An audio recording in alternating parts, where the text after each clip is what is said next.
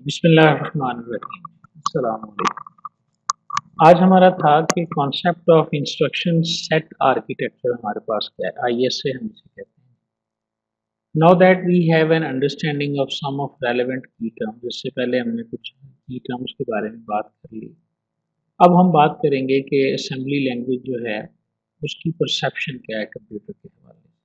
Programmer का view जो है वो limited to set of assembly instructions और command that can be particular computer at and execute in addition to the resources of instruction that help them। instruction set क्या होता है, पहले तो हमने इस बात को समझना। हमने पहले भी तफसील से बताया था कि एक जो जो हमारे पास एक प्रोसेसर होता है या एक सीपीयू होता है या एक आर्किटेक्चर होता है। अब हम सीपीयू प्रोसेसर की बात नहीं करेंगे। एक आर्किटेक्चर मैक्सिमम जितनी इंस्ट्रक्शंस को सपोर्ट करता है ना, वो उसका आर्किटेक्चर कहलाता है, वो उसका इंस्ट्रक्शन सेट। तो जो असेंबली का प्रोग्रामर है ना, उसे सिर्फ ये पता होना चाहिए कि इस आर्किटेक्चर का बेसिक इंस्ट्रक्शन सेट क्या है, ठीक है, तभी वो उसके लिए कोड लिख सकेगा। अब फर्ज करो एक आर्किटेक्चर है, उसके अंदर मल्टीप्लिकेशन की ना इंस्ट्रक्शन ही कोई नहीं, मल्टीप्लिकेशन की इंस्ट्रक्शन है ही नहीं, उसमें सिर्फ प्लस है या माइनस है। तो अब वो करना चाहता है मल्टीप्लाई, तो वो कैसे करेगा? हम जानते हैं कि अगर हमारे पास मल्टीप्लिकेशन ना भी होना तो फिर भी बजरिया प्लस की जा सकती है। मसलन 3 को आप 5 से मल्टीप्लाई करना चाहते हैं ना, तो आप 3 को अगर 5 बार जमा कर देना तो वो हो जाता है, ठीक है ना। तो आपको शायद याद है कंप्यूटर की हिस्ट्री में पास्कलाइन नाम की एक मशीन थी। पास्कल ने जो मशीन बनाई थी ना, वो एक ऐसी मशीन थी कि जो जमा और तफरीक ही करती थी। ज़रब और तकसीम वो इसी तरह जमा और तफरीक की मदद से ही वो किया करती थी, ठीक है ना। तो इसलिए आप ये इंस्ट्रक्शन सेट आर्किटेक्चर से मुराद ये है, the programmers view is limited. Programmer का जो नज़र आना, यानी प्रोग्रामर को जो नज़र आ रहा होता है वो लिमिटेड होता है।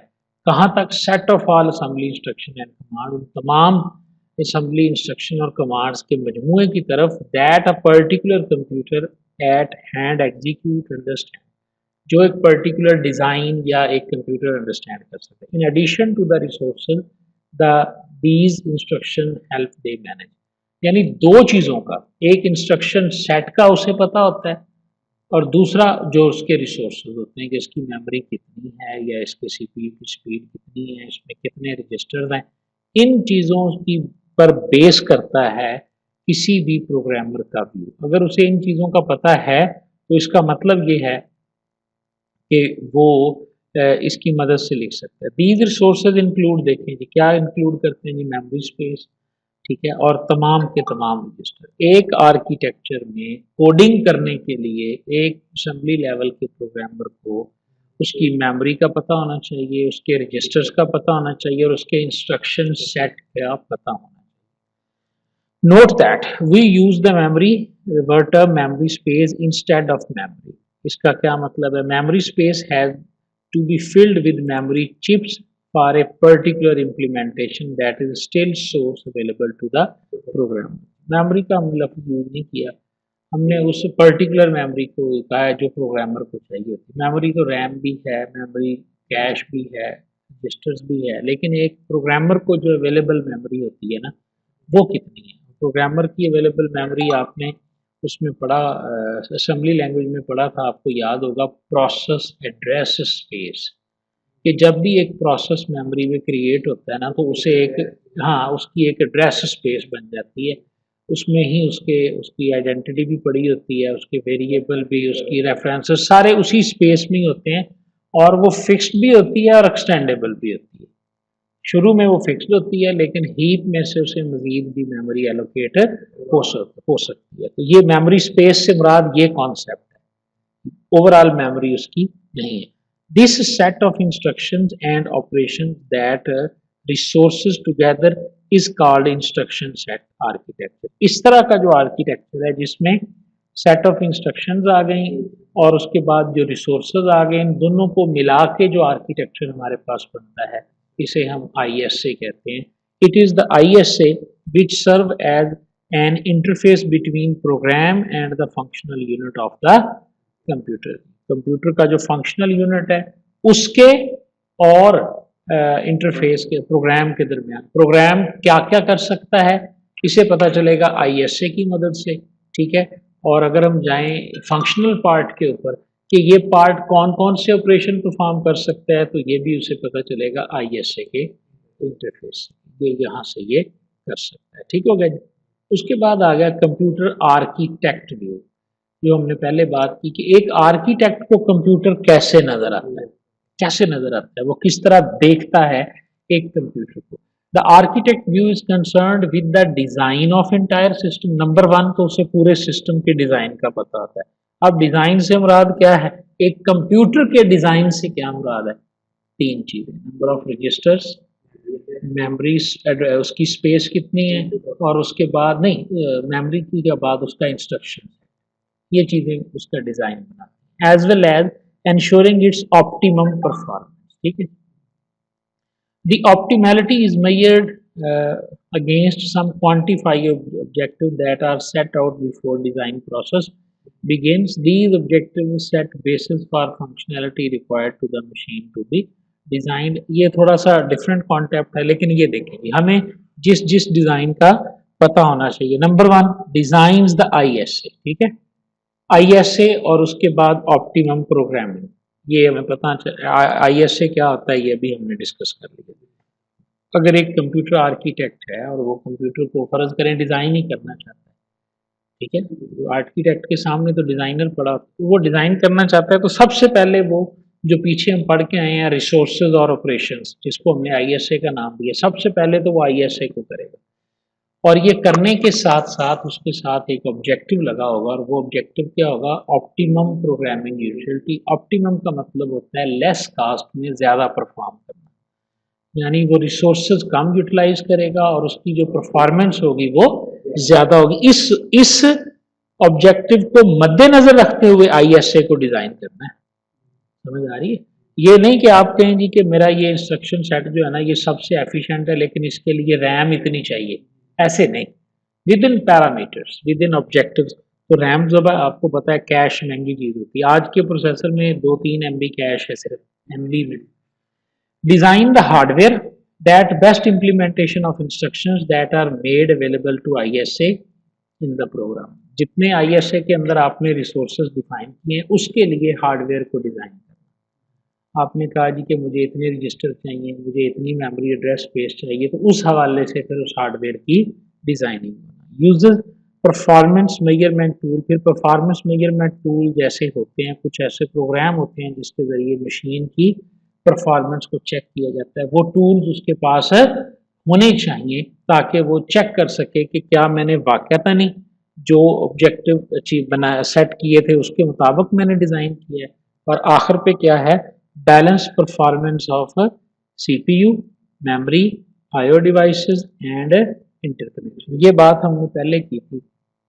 आपका जो एक कंप्यूटर है ना ये बनता है इन चार चीज़ों से, हार्डवेयर के अतबार से, CPU, मेमोरी, IO डिवाइस और इंटरकनेक्शन। आपने एक अच्छा बैलेंस जो है ना वो बैलेंस कायम करना है इनकी कीमत के अतबार। आज भी दुनिया का फास्टेस्ट प्रोसेसर बनाया जा सकता है अगर उसकी कैश को बढ़ा दिया जाए।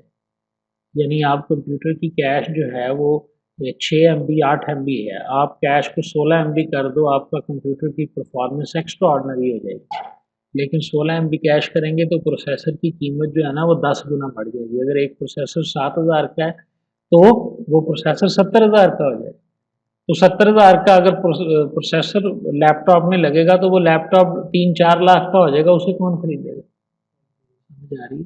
तो हमने अब हो क्या रहा है, एक बंदे लैपटॉप की प्राइस भी 1-1.5 लाख के दरमियान रखनी है, ठीक है, बैलेंस, और उसकी स्पीड को भी बढ़ाते जाना है और CPU की स्पीड को भी हर दफा क्या हो रहा है, जो नया मॉडल आ रहा है उसमें क्या है, कीमत वही है, देखो 1 से 1.5 लाख। मोबाइल की मिसाल ले लो ना कि 20,000 में पहले 1 GB वाला मोबाइल मिलता था, अब जो है वो 20,000 में आपको 4 GB वाला मोबाइल है, 64 GB उसकी मेमोरी है और उसमें कोर टू क्वाड प्रोसेसर लगा हुआ है। तो समझ आ रही है। तो ये बैलेंस रखना होता है डिजाइनर्स ने कि कॉस्ट भी ना बढ़े और इम्प्रूवमेंट भी हो। स्ट्राइव टू मीट परफॉर्मेंस गोल, दो ही बात आ गई ना आखिरी कि लोएस्ट पॉसिबल कास्ट के ऊपर उसने इम्प्रूवमेंट लेकर आनी होती है। ये आर्किटेक्चर का कमाल होता है। देखो जी, मुझे याद है जब मैंने 1 GB हार्ड खरीदी थी ना, तो वो मुझे 5100 की मिली, 5100 की 1 GB, ठीक है।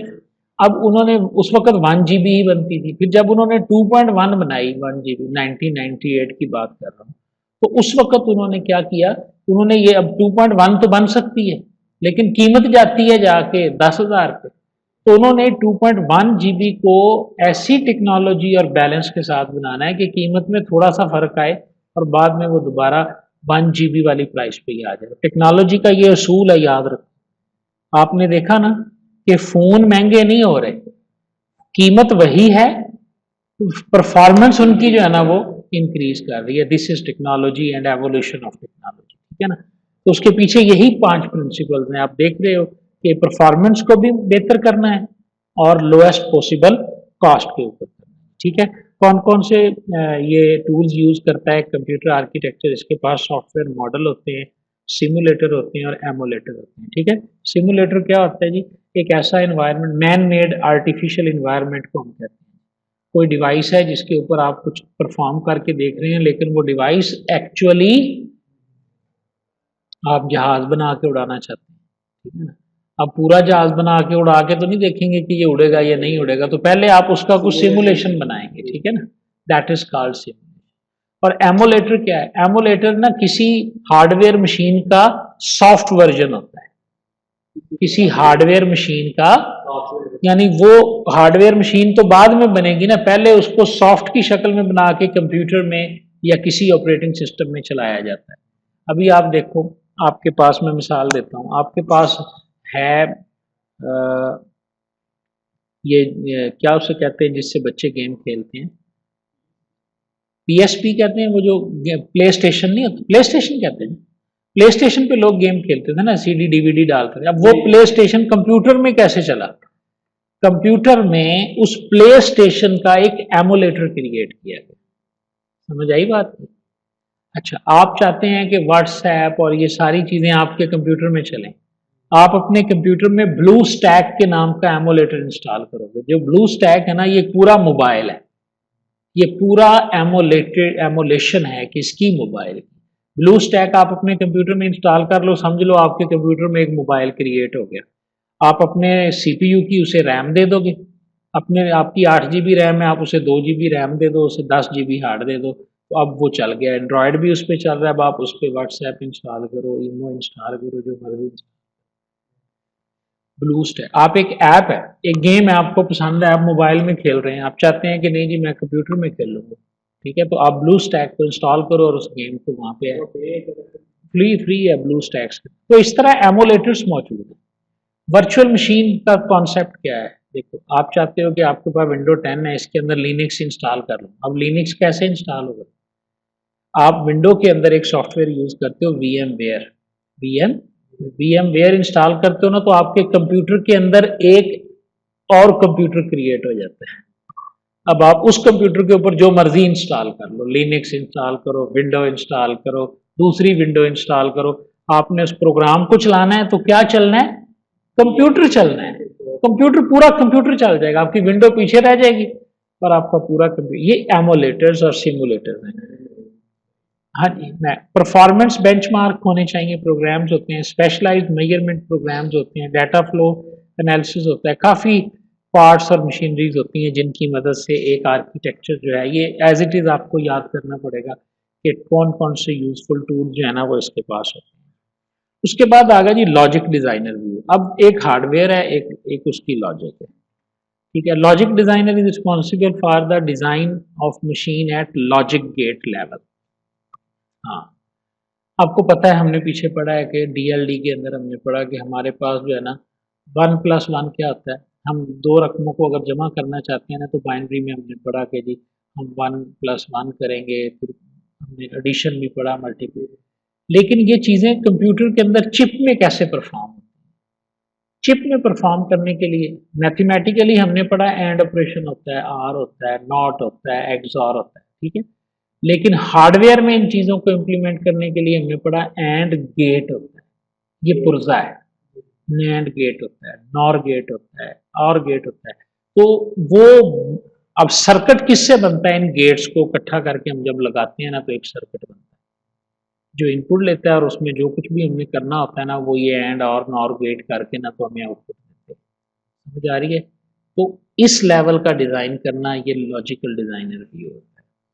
It is the design process at this level determines whether computer architect meet cost versus performance and goals. ठीक है? डिस्क्रीट मैथ में आपने देखा था कि हम जो या डीएलडी में आपने देखा कि हमारे पास एक सर्किट होता है जिसमें 100 गेट लगा हुआ है फर्ज। अब ये आउटपुट तो अचीव होती है लेकिन इसके लिए हमें 15 गेट चाहिए एंड और नॉट मुख्तलिफ गेट लगाएंगे तो ये हमें आउटपुट मिल जाएगी।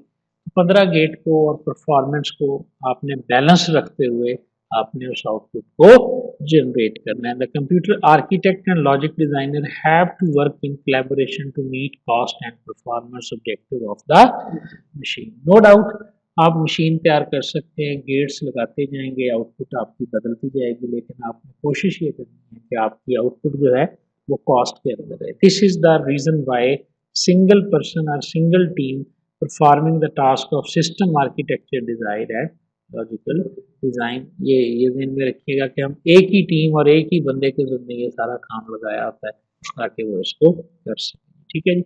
यूजफुल टूल लॉजिक डिजाइनर के पास कैड टूल होते हैं जी, कंप्यूटर एडेड डिजाइनर, जिसके अंदर वो लॉजिक सर्किट बनाता है, सर्किट के डायग्राम और आईसी के डायग्राम वगैरह वो बनाता है। लॉजिक एनालाइजर होते हैं और हार्डवेयर डेवलपमेंट सिस्टम होते हैं। वो मशीनें होती हैं जिनके ज़रिए उसने एक लॉजिकल डायग्राम बनानी है, उसके ज़रिए देखना है कि ये मेरा आईसी, ये मेरे गेट काम कर रहे हैं, फिर उसके बाद ज़ाहिर है उसने उसका हार्डवेयर भी बनाना है। ठीक है, तो हार्डवेयर बनाने वाली मशीनें भी उसके पास होनी चाहिए। जितना हम पढ़ रहे हैं ना ये चैप्टर, ये सारा ही अब डीएलडी और हार्डवेयर की मैन्युफैक्चरिंग की तरफ जा रहा है। The concept of implementation, the collection of hardware devices. ठीक है, हार्डवेयर आपने इकट्ठे कर लिए। Logic designer works for digital logic gate implementation and interconnection of machine is termed as implementation. जहाँ पर आप अपने लॉजिक को, हार्डवेयर को इकट्ठा करके कोई सर्किट बना लेते हो, मशीन बना लेते हो, वो आपके पास कहलाती है इम्प्लीमेंटेशन। हार्डवेयर भी आपके पास बन गया, लॉजिक भी आपने डिज़ाइन कर लिया, अब आपने उसको इकट्ठा किया, इम्प्लीमेंट किया, पढ़ के आए हैं अपने पहले कोर्सेज में VLSI, very large scale integration. ठीक है, इसी तरह TTL, ट्रांसिस्टर, ये सारे वो लफ्ज़ हैं जो हमने पहले पढ़े हैं। ये प्योरली इलेक्ट्रॉनिक डिवाइसेस के अंदर ये चीज़ें, यानी इम्प्लीमेंटेशन डोमेन के अंदर हम डिज़ाइनर ये डिसाइड करेगा कि इस इंटीग्रेटेड सर्किट या इस आईसी में क्या क्या गेट्स, लॉजिक और इनपुट और आउटपुट क्या होगी और हम इसे कैसे, ठीक है, यानी बहुत ही लोअर लेवल पे जो है ना वो हम चले गए हैं और आईसी तक जो है ना वो इसको बना लिया है। ठीक है जी। PLA हैं, ये सारे जो है ना ये डिफरेंट पुर्जे हैं जो एक सर्किट मेकिंग में यूज होते हैं और सर्किट्स इनके जरिए जो है ना वो बनते हैं। लेकिन आर्किटेक्चर का व्यू इससे बड़ा होता है। देखो आर्किटेक्चर यहाँ तक नहीं आता, ये हाँ, आर्किटेक्चर का काम सिर्फ और सिर्फ इंस्ट्रक्शन सेट, रिसोर्सेज और असेंबली लैंग्वेज लिखना ही होता है। ठीक है ना, वो ये ध्यान में रखिए। ये सारे इलेक्ट्रॉनिक्स वाले बंदे हैं या सिस्टम इंजीनियर्स हैं। नीचे ये एक डायग्राम बना के दिखाइए, ये उसमें एब्स्ट्रैक्ट व्यू ऑफ कूलिंग, ये देखो गेट लगे हुए हैं। ठीक है, और इधर से इनपुट आ रही है और उधर से जो है ना हमारे पास आउटपुट जो है ना वो एक नज़र आ रही है। ठीक है, ये इसी तरह नीचे देखें एक आईसी बना हुआ है और इस आईसी के अंदर जो है TTL जो इम्प्लीमेंटेशन है। ठीक है ना, ये सारी इम्प्लीमेंटेशन यानी इस लेवल का काम जो करना है ये इम्प्लीमेंटेशन डोमेन वालों का काम है। ठीक है, लॉजिक गेट्स का काम करना लॉजिक की टीम्स का काम है। ठीक है, और ये सारी चीज़ें ये आर्किटेक्चर की डोमेन में ये चीज़ें नहीं आती। ठीक है जी, ये चीज़ें हम, हाँ नहीं, मेरा ख्याल है ये चीज़ें हम इसको डिस्कस भी नहीं करेंगे, हम इसको लेके जाएंगे views of CPU program counter register से। यहाँ से हम इसको पढ़ना शुरू करेंगे जहाँ पे हम खास तौर पे हमारे सामने ये चीज़ें आएंगी। ठीक है जी।